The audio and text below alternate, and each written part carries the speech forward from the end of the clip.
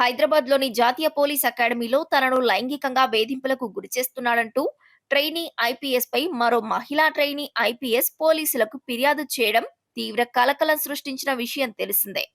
ఈ అంశంపై trainee IPS Uday Krishna Reddy Instagram వేదికగా స్పందించారు.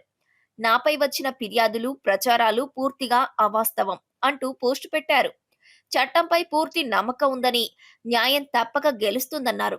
వాస్తవాలు నిర్ధారించుకున్న తర్వాతే రిపోర్ట్ చేయాలంటూ ఇన్‌స్టాగ్రామ్ స్టోరీ ద్వారా ఉదయ్ కృష్ణారెడ్డి తెలియజేశారు.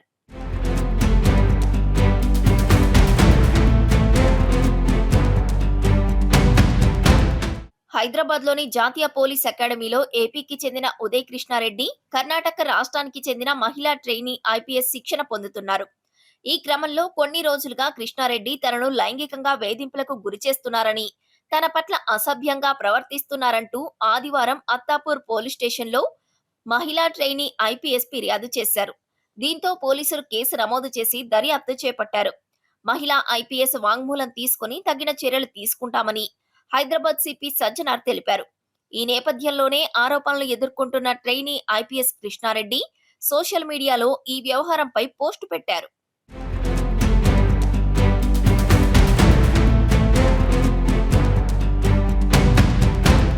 అంతకుముందు ఐపీఎస్ ఉదయ్ కృష్ణారెడ్డి ఆత్మహత్యా యత్నం చేశాడు.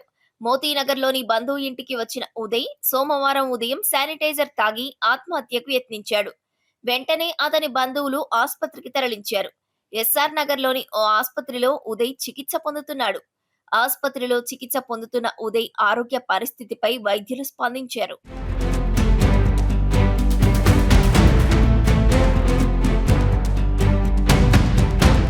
ఆయన ఏదైనా విష పదార్థం తీసుకున్నారేమో అనే అనుమానంతో కుటుంబ సభ్యులు తీసుకొచ్చారు. బ్లడ్ రిపోర్ట్స్ వచ్చాక ఆయన ఏం తీసుకున్నారన్నది తెలుస్తుందని డాక్టర్లు చెబుతున్నారు. ప్రస్తుతం ఆయన ఆరోగ్య పరిస్థితి నిలకడగా ఉందని చెప్పారు.